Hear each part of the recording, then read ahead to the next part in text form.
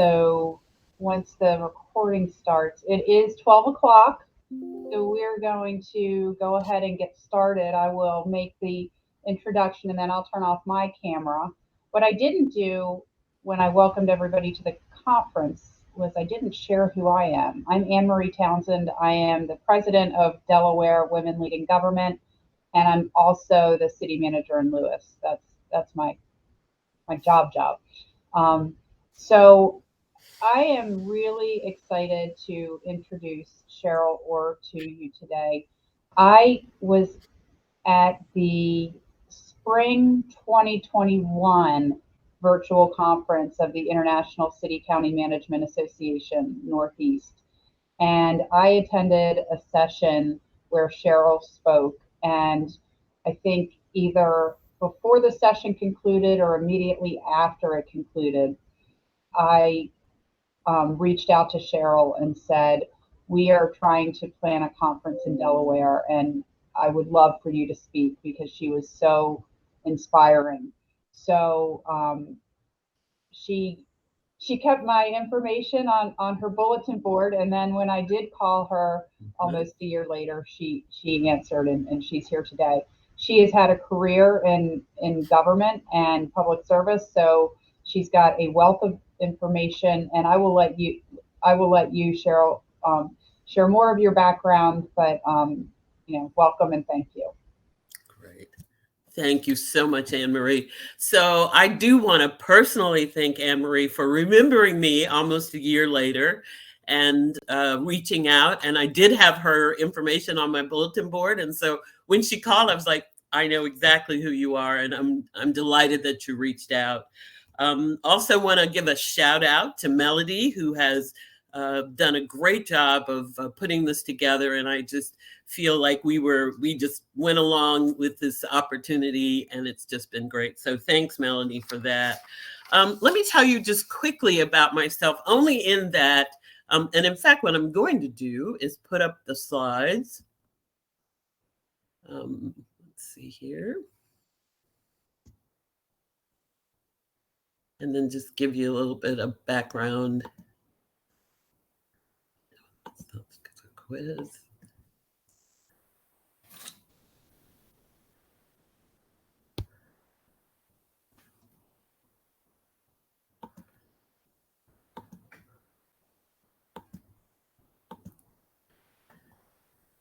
Oh, I'm working with this quiz. I'm sorry, having a little bit of trouble here.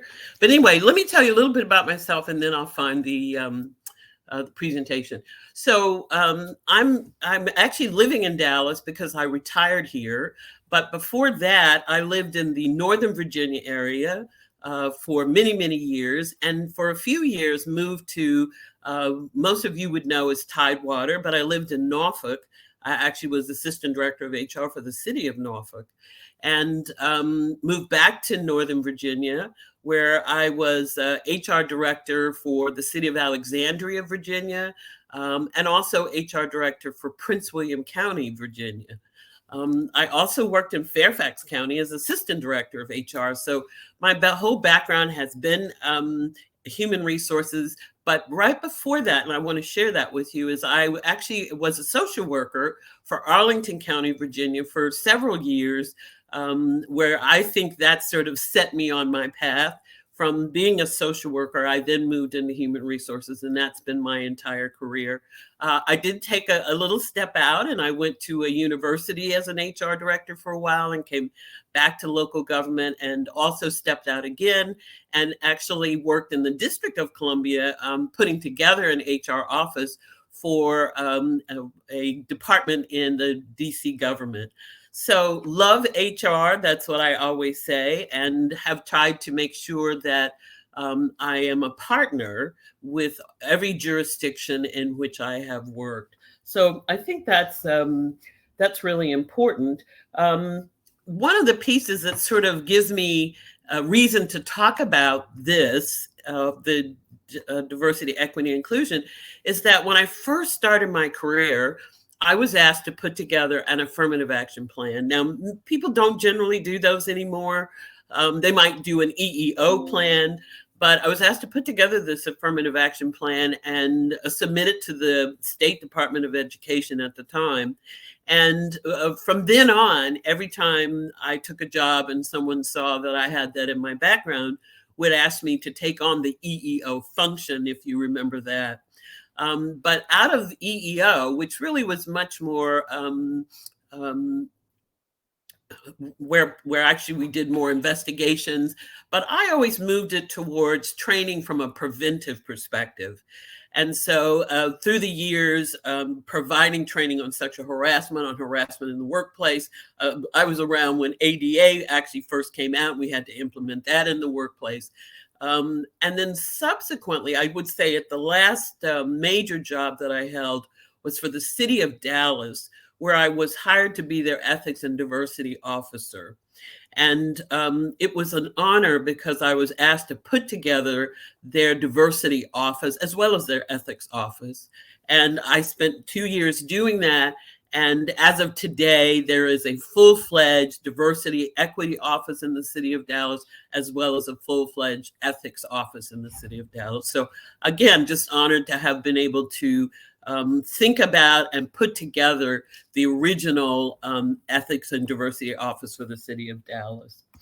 So that's who I am. And I'm often asked to just talk about diversity, equity, inclusion issues. I read about them all the time. I'm very fascinated.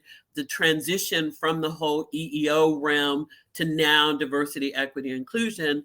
And so that's gonna, what I'm gonna do is talk to you about the concepts that are out there. And when I talk about concepts, I want you also to be able to use those concepts within your own workplace, or at least think about how you can use them.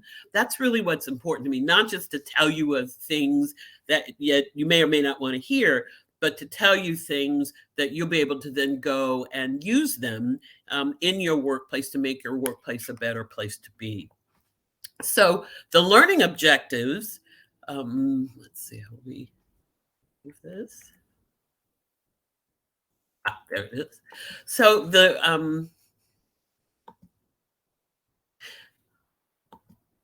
learning objectives is really for you to understand your role in promoting an inclusive work environment, and also to develop what I call a shared understanding of the DE&I concepts, like belonging, like unconscious implicit bias, like microaggressions, and then ally and allyship. And finally, what are our next steps? And so many of these you have heard. I think it bears, it's just fine to repeat those so that people continue to think about how these concepts impact our workplace. So again, we've now moved into what we call DE&I, and that's what you hear all the time. But you also might hear DE&I and belonging. And so they've added the term belonging. And frankly, I'm going to talk to you just very quickly about diversity and equity, but we're really going to focus on inclusion and inclusion in the workplace. And inclusion, as a result of the sort of growth of that term and that concept, belonging became the term that folks are using now. And it's really where we want all employees to feel comfortable enough to bring their full selves to work. And when we talk about full selves, we really talk about, and I think the word is that's being used, is authentic self. And I love that. I call it the young people's word, but I think it's a wonderful word, that I can bring my real self to work. This is important because over the years, you were supposed to bring your work self. And so when you got to the door of the of work, you then said, okay, I'm gonna, anything that's in my background, anything that happened to me this morning or this week gets dropped, and I come to work and I have this work self. But that's not the case. We come as a whole individual, and what happened to us this morning, what happened to us last week, comes to us with work. And in fact, based on that concept, employee assistance programs were developed. They were developed in the workplace, as a workplace assistance for people who were experiencing personal problems or just needed information so that they became better employees. We encourage people to use those EAPs, independently with why numbers were given out. But we also used them if someone was really having difficulties at work. Sometimes the supervisors, managers would encourage or require folks to go to the EAP. That concept really was about people do not drop their personal problems, their personal issues at the door. They bring them into the workplace. And we have to be cognizant of that. But what we want to make sure is whatever people bring to that workplace may not be problems, maybe just really lots of energy and talent. We want to make sure that they are allowed, if you will, to bring their authentic selves to work. And that's what belonging is about. Now, let me just help you with the first two concepts that have really been the concepts that folks have talked about a lot. The first one is diversity. And frankly, it is really where you, in your workplace, you have a variety or differences of a variety of races and cultures, religions, sexual orientation, socioeconomic stratum, in fact, in terms of where people came from. And also you have recruitment processes that now become very critical in making sure that diversity is a factor in hiring. And so many of you maybe have been to workshops, have heard about, let's make sure that we don't allow our biases to interfere with hiring so that we can make sure that we have diverse pools of candidates, and also that we ultimately have a diverse workforce. So an inclusive workplace culture becomes more critical in maintaining a diverse workforce. So then we have equity. And equity is really the quality of being fair and impartial. It provides various levels of support and assistance depending on the needs. So it may not be that we give everybody the same thing. We determine the needs of different groups and different people, and then we determine what they need in order to be fair and impartial.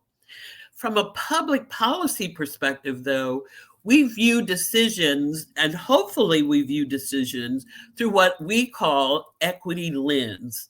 Will your decision adversely impact marginalized communities, for instance?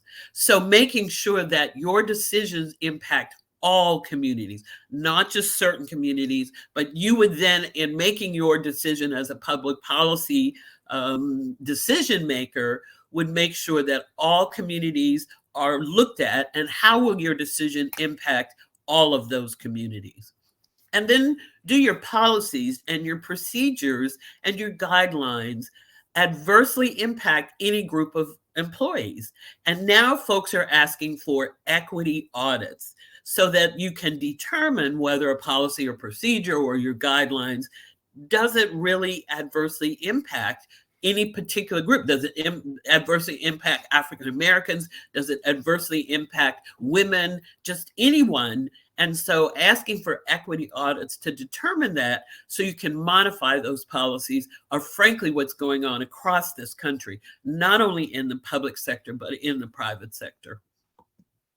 So I love this picture. This is a picture to me of the diversity that's in our workplace. And it just says, we're no longer monolithic in any way, in any sense. We are a diverse community, whether it's out in our communities that we serve, or whether it is in our workplaces. So let's talk about the concept of belonging.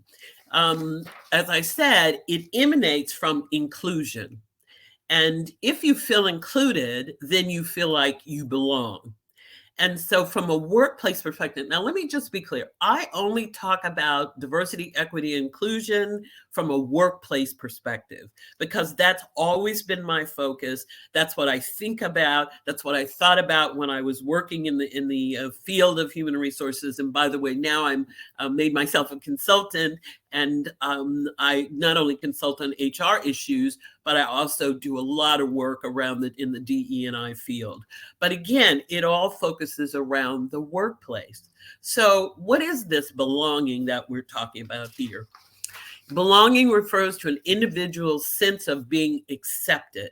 acceptance is very important. A human quality is to be accepted, whether it's on the playground or whether it's in our workplace.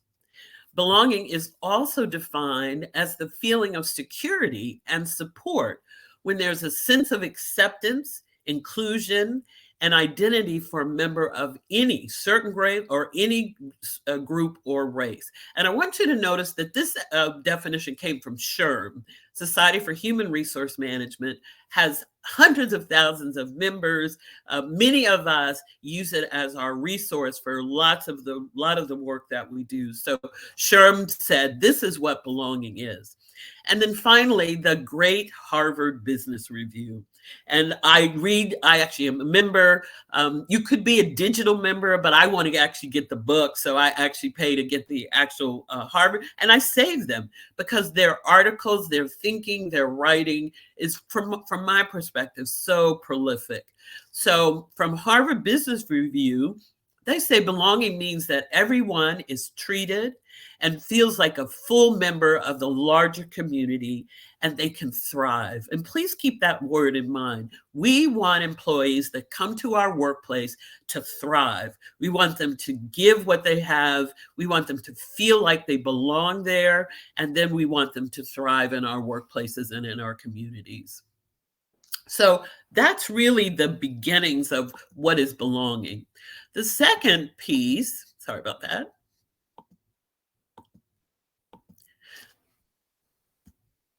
Our next one is a sense of belonging affords us this, that everyone has a fair opportunity to authentically contribute at their highest level. I always used to say, we want the best and the brightest. And when you're hiring, you're looking for the best and the brightest. So we want that best and that brightest to bring their full, authentic self so that they contribute to our workplaces at the highest level. We want, when a person feels like they belong, it unleashes their full potential. They really can be helpful to you. You know, the ideas that they come up with from a customer service perspective, from how to solve problems, at the highest level you would get when a person feels like they belong. It creates trust. And this, I highlighted trust because, as you all know, trust is very, very important in the workplace. In fact, I used to teach about trust. Stephen Covey, who writes The 7 Habits, also wrote a book called The Speed of Trust. And that in that book, and I loved it because it really talked about why it's so important for people to trust. So that when a person belongs, feels like they belong, and you have to create that workplace where they belong, then it creates trust.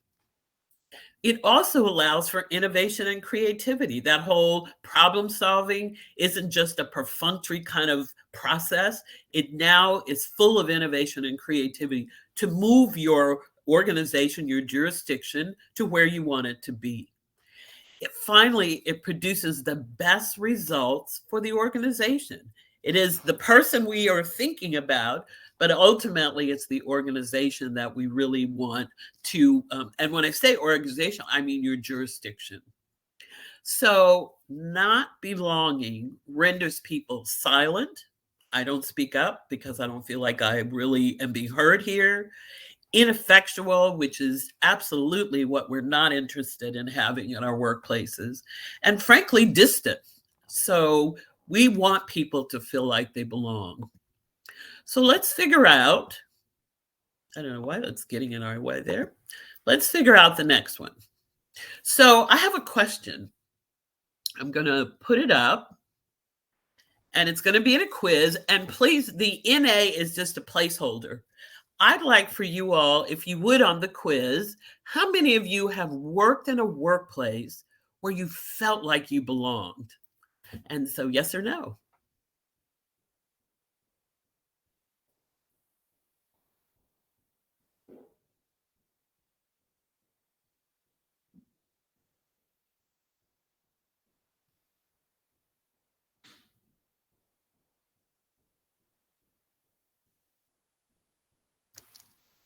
Okay, 100% of you all.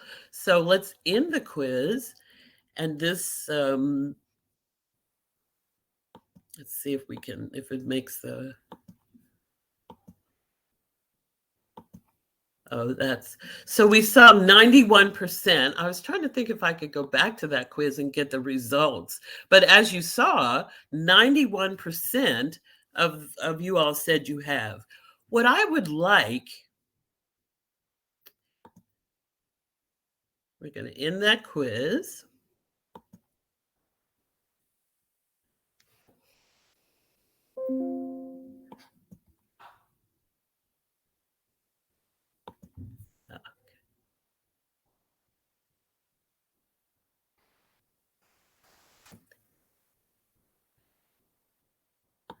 Oop, I may need some help. I don't know. I'm looking for my presentation to come back up. But while I'm doing that, let me just say what I really want. There it is. Thank you. So from that question, we saw 91% of you said that you felt like you did belong in the workplace.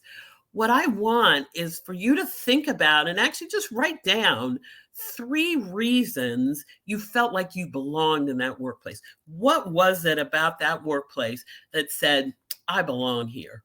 All right. And I'd like for you to put at least one of those in the chat. And maybe Anne Marie, we could just read a couple. So let me give you an opportunity to just write down what were 3 reasons you felt like you belonged in that workplace. And if you would, just put one in the chat and maybe Anne Marie can help by reading a couple of them. Included is one. Uh-huh. I felt atmosphere of teamwork. Yes, atmosphere of teamwork. My opinions mattered. Yes, empowerment. Absolutely. Empowered. Felt heard. I felt heard. Encouragement to grow through training and education opportunities. Okay. Appreciation. Yeah. Felt comfortable. Wonderful. Felt valued. Excellent. Autonomy. And valued my opinion. Wonderful. So those are, if you heard those, and I know you did, I heard them, and those are the exact reasons. In fact, they're in the chat. These are the reasons that people stay. They feel heard, they feel empowered, they feel included. There's an atmosphere of teamwork there. These are the kinds of things that we need to create, the kind of environment. And belonging, really, you have to create that environment, and that's what's important. Thank you so much for sharing those. The next one. We actually have a couple more that came in. Oh, good, please. Trust, honesty, and communication. God, how could, thank you for trust, since I just said it's important. And honesty, absolutely. And communication is very important. Many people complain, if you will, about the lack of communication in a workplace. So that one's really an important one. So great. Well, Anne-Marie, are we good? Yep, we're good. Wonderful. Thank you. So now let's move into what I call an inclusive workplace culture. So we have to create this culture. And what I want to talk about is initially where we talk about a workplace culture. What does that mean? That's sort of the basics. So if we talked about a workplace culture, it'd be every workplace has a culture, whether it's negative or positive, it's really up to us. But it's the shared values, belief systems, and attitudes, and the set of assumptions that people in a workplace share. And so if everybody is involved in that culture in one way or another. From a positive perspective, we welcome all your ideas so we can collectively decide what direction that we will go in. There's we there, collectively, those kinds of things are important to people, meaning they're part of that process. On the other hand, there is also, we have a way of doing it here, and it's always worked. And many of us have heard that. Many of us know that. Don't make any changes. If it ain't broke, don't fix it, that kind of thing. And that kind of culture is an exclusive. People feel excluded from that culture. Many workplace cultures now, and I remember when these started to be important, have visions, have missions, have values, or what sometimes they call them guiding principles. And often your councils were responsible for establishing the vision, missions, values, or guiding principles. Sometimes it was the county or city manager under his or her auspices set those up. So many of us have vision, missions, and values or guiding principles. But I submit to you that we also should have, as a part of our culture, diverse. It should be diverse or diversity. It should be and has to be inclusive. And in that culture, it needs to promote equity. People need to see it as fair. So as we go on, now what we want is to create, from that workplace culture, we now want to create an inclusive culture. So a couple of definitions, and frankly, ICMA has an equity and inclusion toolkit. If you're interested in more information, I actually went through that toolkit and there was some fabulous information in there. So I pulled a couple of pieces out of there. But their definition of inclusion is the act of creating environments in which any individual or group can feel welcomed, respected, and fully participate. An inclusive and welcoming climate embraces differences and offers respect in words and actions for all people. I thought that was a great way. So bottom line, it embraces and celebrates differences in that workplace. And this has to happen. And there's a whole ways that we need to be thinking about how to make sure that people feel included, feel like they belong. But according to Pricewaterhouse's 2021 Global Culture Survey, it was reported by employees that they do not feel listened to, they do not feel seen, and sometimes heard, and they do not feel like they are included at work.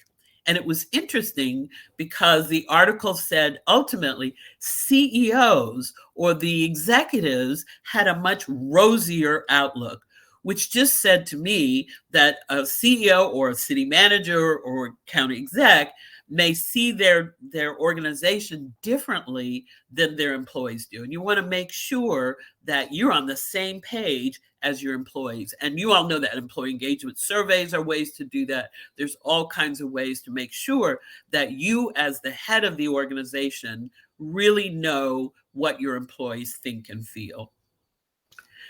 The next one is, I think I need to make a case for creating an inclusive culture.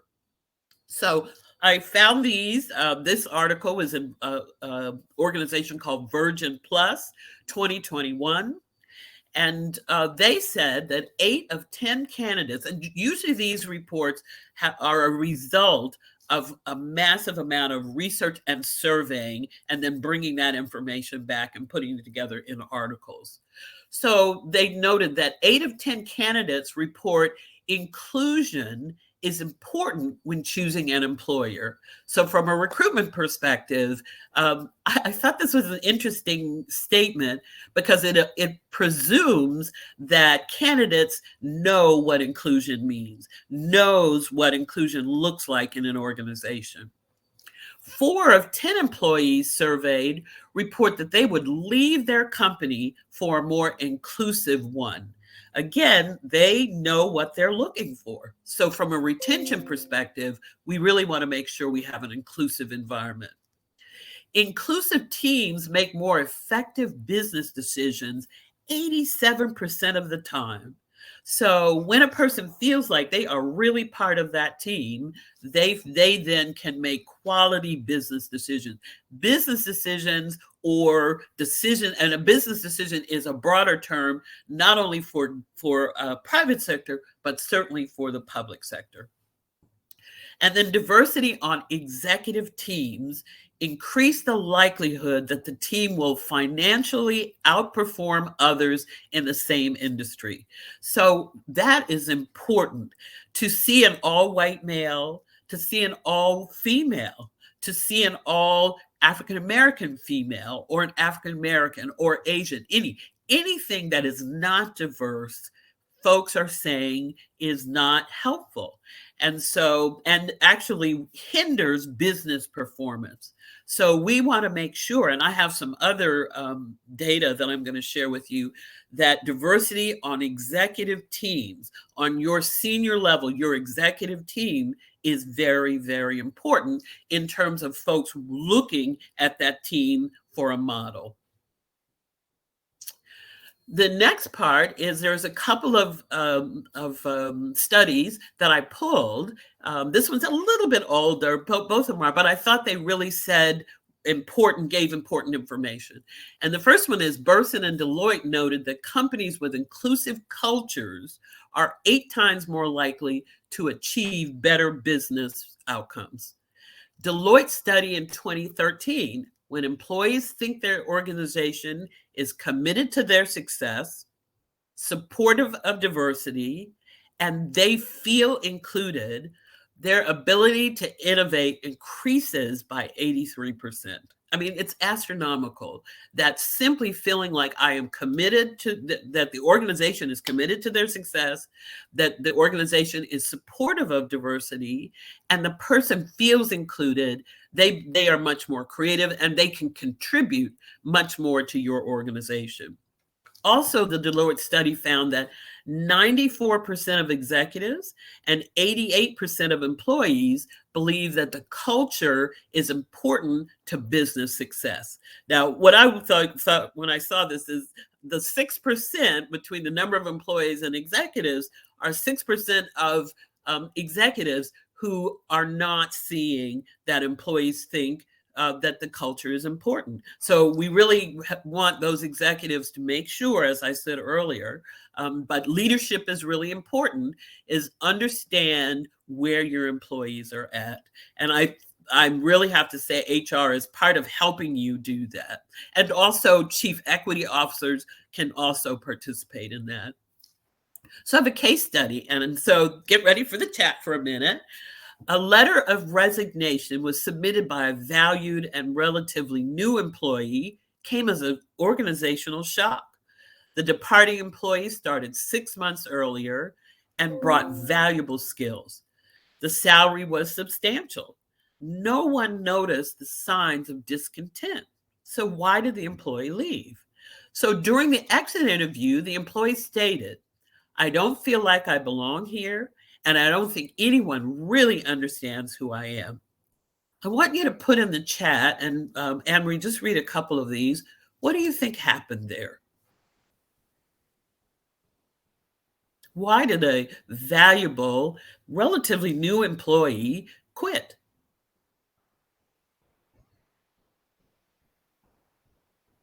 Either people are typing slowly or they're stumped. Ah, Well, okay, so they're coming in now. okay.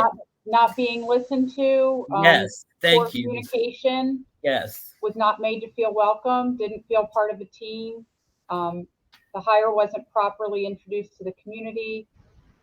What lack of engagement, probably excluded in some way. There you go. So that's what we're talking about. Now, this is relevant to this great resignation, right? We have got to pay attention because our best and our brightest, we do not want to lose them.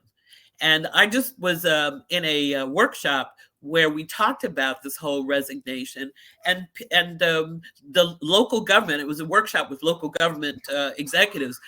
The local government is losing folks. People are resigning, and it's not just waiting for retirement. It's beginning to also lose people. So I'm going to just share with you, I had down not listened to, did not feel his ideas were valued, felt different from his coworkers, did not feel like, and he said it, I belong there. So these are the kinds of things. And by the way, exit interviews are really important. Generally, people will tell you how they feel and why they're leaving. So an inclusive workplace refers to a cultural and environmental feeling of belonging. And that's what we want to make sure.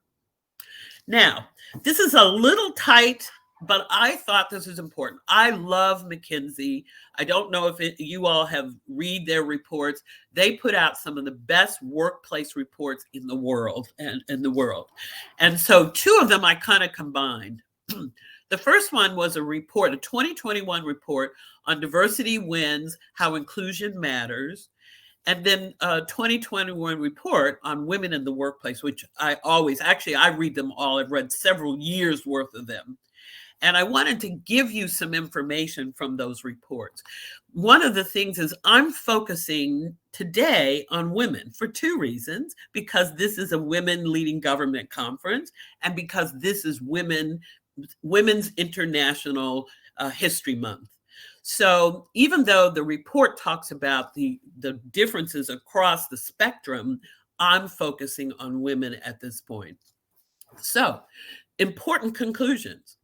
Representation of women has improved, but women are still underrepresented. And by the way, McKinsey does survey local governments and nonprofits. In fact, it's the second largest workplace that they survey. So do know that local government is, I actually made a point to say these aren't just all private sector companies, not at all. The second largest group of companies that they survey are local governments and nonprofits. So women are still underrepresented. Women of color continue to have a worse experience at work. This was part of they had a whole chapter on this in terms of women of color's perception of still having poor experiences in the workplace. As the pandemic continues, women are increasingly burned out. That was the big word for the 2021 Women in the Workplace, burned out, more so than men. Everybody's burned out, but really this report talked about women really being burned out. But despite important gains, women are still being held back by the broken rung. I want anyone can tell me what the broken rung is. Anybody heard of it? I'm going to stop for a minute and just see, has anybody heard of what the broken rung is?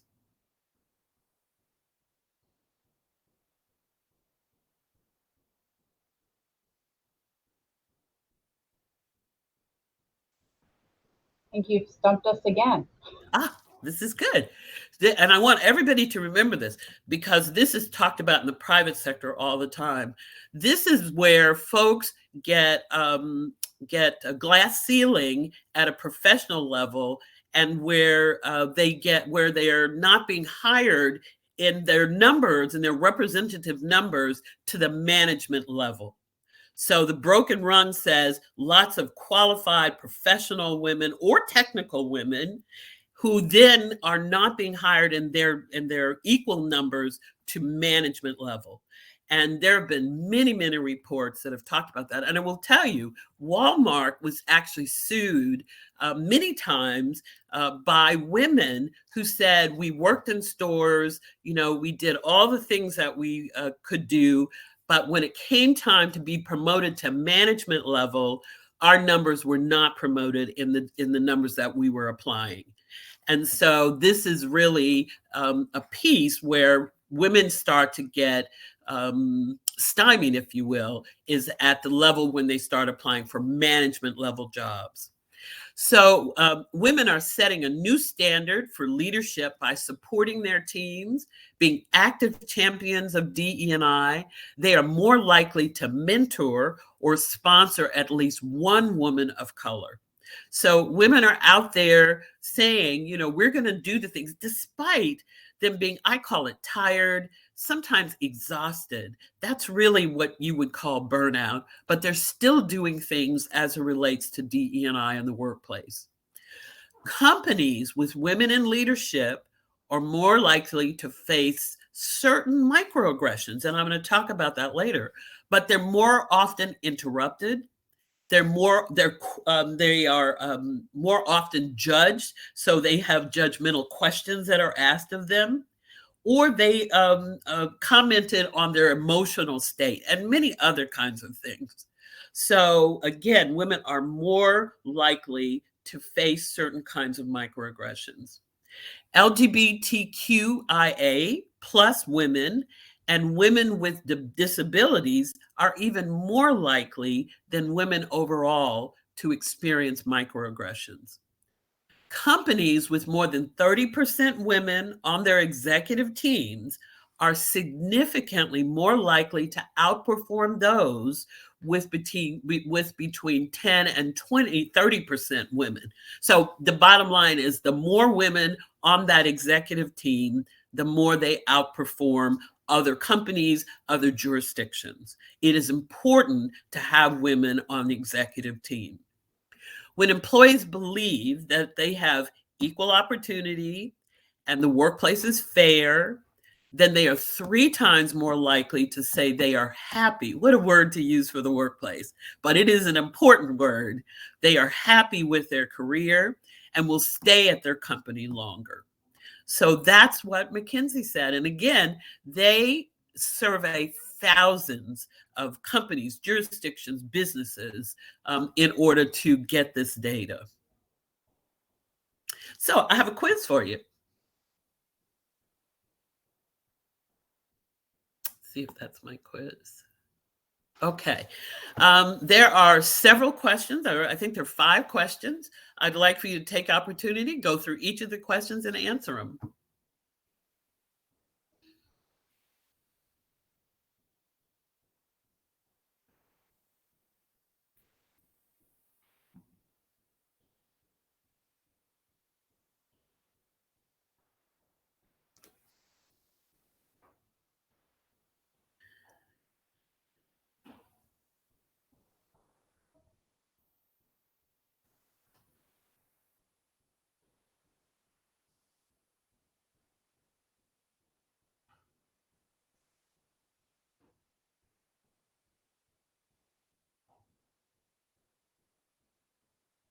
Okay, we've about another 10 seconds and let you finish up.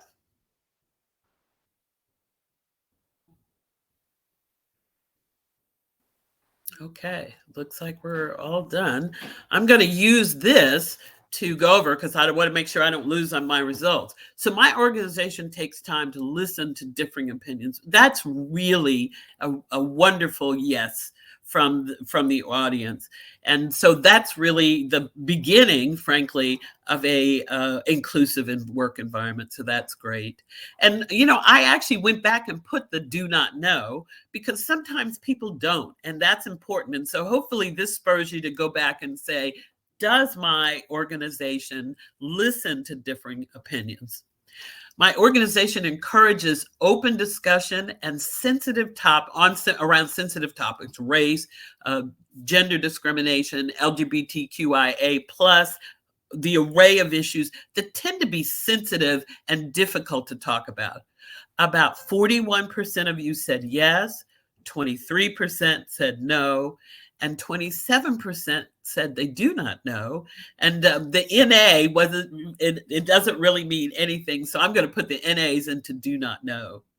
And so frankly, people don't know whether the organization encourages open. And it's about an equal.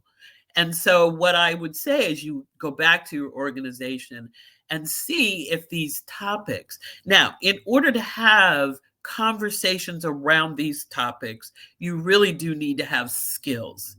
And so you just don't go in and talk about them. There are a lot of workshops around having safe conversations and those kinds of things that people really need to invest in order to have these conversations when they come up, not just simply to have them, but when they come up, how do we have a conversation that ends well for us?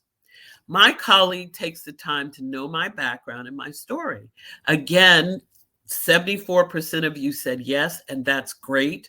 26% of you said no. And so, again, it is important to know and understand people's story, to understand their background. A place where you can do that as a leader is in your staff meetings, is begin to know people, asking people about who they are, asking people to tell you what their favorite something is, just understanding. And then in one-on-ones, begin to ask people, tell me about yourself, so that you understand who that person is. Not that you have any kind of value about who they are, just simply understanding who they are. It's important. My organization embraces flexibility, and accommodates people with differences. So again, a whopping 91% said yes. Usually this is around ADA. ADA has done a wonderful job of bringing to our attention of the regarding folks with disabilities. And so that's a really positive answer. And again, for those with no's, to go back in your organization and to look at why the organization doesn't embrace flexibility and why it doesn't accommodate people with differing needs. And really, it's people with disabilities. And finally, I can be my authentic self at work. And so, again, 83% of you said yes, which is wonderful. 13 said no. And I think that's, again, need to really look at what's happening in the workplace that you do not feel like you can be your authentic self. And then a couple said, I don't know. And that's great. And that's to go back and say, do people really allow me to be my authentic self? And when I say people, my boss, my supervisor, co-workers, can I be who I am in this workplace? So thank you all for participating. Great numbers and great thinking. Let's see what we're going to do here. Going to go back to our slide projection. You all helped me with that before, Anne-Marie, so I may need a little help again.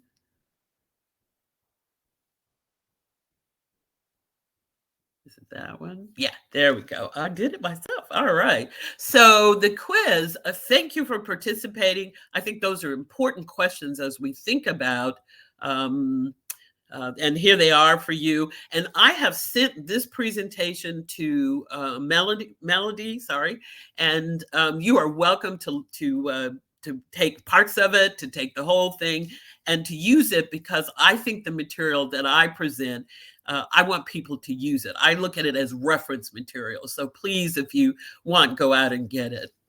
So now what we're going to talk about are barriers to an inclusive workplace. And I'm going to quickly go through these, because what I really want us to do is most of us know about stereotypes. We all have them. We know about prejudices. They're deep-seated beliefs about people, mostly negative, although there's some positive prejudices, if you will. Discrimination, where we act on our prejudice towards someone. And then explicit bias, where we actively discriminate against groups based on race or homophobic thinking or sexism or xenophobic thoughts, and just any kind of negativism towards a group. But what we really want to talk about and think about is implicit, unconscious bias. You may not be aware of those biases. So most of us in these days will clearly say, I'm not a racist. I'm not a sexist. I don't have biases. Well, you do have biases. And where they are is they're unconscious. And so you don't operate on those biases on a daily basis, but periodically, depending on the circumstance, that bias may come out. And we just need to know. So some definitions, I'm going to go to the implicit unconscious bias, is a belief or an attitude that affects our understanding, decisions, and actions that exist without our conscious awareness. It's an inclination in judgment or behavior that operates below the conscious level and without intentional control. So we may say something or do something or act in a way that is biased that we really didn't mean to. And again, I used ICMA's Inclusive and Equity Toolkit. So what we want to do is I want to show you a video. It's a great little video that talks about what is bias. One of the reasons I like it's a British accent, so it's a little different, but an excellent 2-minute video on unconscious bias. There we go.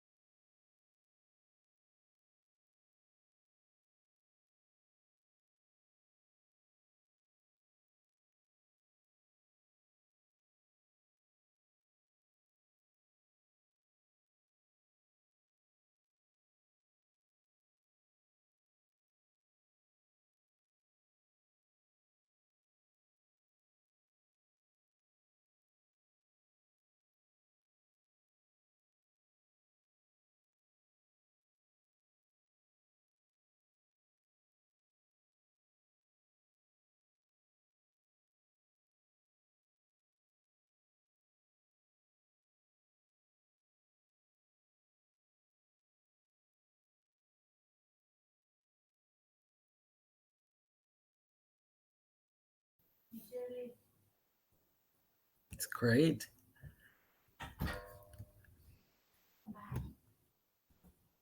All right.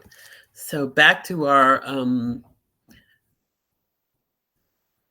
does any comments about unconscious bias while we're going back to our any thoughts in the chat? Just put them there and we'll get to them in a little bit.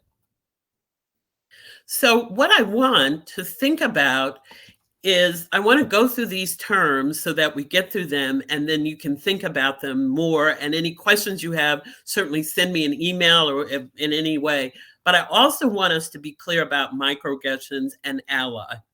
So microaggressions were actually really, the coin was from a Dr. Pierce out of Harvard, but Dr. Sue here really said this is what they are. They're brief and commonplace daily verbal, behavioral, or environmental indignities, whether intentional or unintentional, that communicate hostile, derogatory, or negative racial slights and insults towards people of color. Perpetrators of microaggressions are often unaware that they engage in such communication when they interact with racial or ethnic minorities. So let me give you some examples of microaggressions. You might say to an African-American female who's been wearing her hair straight, when she comes in with braids, "What did you do to your hair?" Or you might say to a tall African-American male, "I bet you play basketball." Or you might say, when someone tells you where they live, you might say, "You live in Uptown," which is a predominantly white place where whites live. Or you might say to a young woman who's saying, "I have to leave at 5 o'clock to pick up my children." A male may say to her, "My mother stayed home until I was in high school," implying that you should also be home with your children. So these are the kinds of statements that we make to each other all the time, and particularly are made to people of color. And so what we want to do, this is a video, and I'm not going to show it to you because I want to go on to show you about allyship. As we think about microaggressions and the things that we say to people, as we think about unconscious bias, we want to then also think about being an ally. And an ally is a person who makes a commitment and effort to recognize their privilege based on gender, race, class, sexual identity, and works in solidarity with oppressed, marginalized groups in the struggle for justice. Allies understand that it is their own in their own interest to end all forms of oppression, even those from which they may benefit in concrete ways. Again, this definition comes from the ICMA Equity and Inclusion Toolkit. And so what we want to make sure as allies, in order to become an ally, you need to educate yourself and others, be culturally competent, you be a voice for others when you see things, being a mentor or a sponsor for others, and then firmly standing up for others, actively confronting microaggressions, discriminations, things that you see that are not appropriate. And so again, the allyship is the process in which a person of privilege works in solidarity and partnership with a marginalized group of people to help take down the systems that challenge that group's basic rights, equal access, and the ability to thrive. We talked about that in the beginning in our society. So you become a partner in taking down the systems that challenges people's rights, equal access. And these are some examples of for instance, a white woman chooses to mentor a woman of color, even though she's very busy. A male coworker stands up for his LGBTIA plus coworker when someone makes an inappropriate gay joke. A leader makes sure that he hears all the members of his diverse team regarding a project they're working on. And a team leader meets with a Hispanic or Latina female to discuss her performance and actively listens to her story of bias and mistreatment. So what behaviors have you seen that demonstrate allyship? And what I ask is that I've created it for you, an allyship action plan. And that is to make sure that you explore and act on how to be an effective ally, that you become culturally intelligent, which entails learning about those who are different from you. I will be conscious of microaggressions and understand unconscious bias. And I will think about and act on how to assure that my workplace is inclusive. So those are my thoughts. I would love questions, and I'm doing a workshop. If any of you would like to continue, we'll continue the thinking and more in depth. But hopefully, I've been able to bring some thinking around diversity, equity, inclusion, and in particular around an inclusive workplace, which is so important. So, thank you very much, Anne Marie. I turn it back to you. You. I think we will all agree that this was a really good session, and we all have things that we can take back to our workplaces. We may actually have our, because, oh, if everybody didn't know, these sessions are available after the conference. So we may have some discussion about this. I know a number of my colleagues are on. So I just want to check. We have some thank yous in the chat. So again, thank you. We really appreciate your time and look forward to your next session. So thank you very much. Great. Thank you.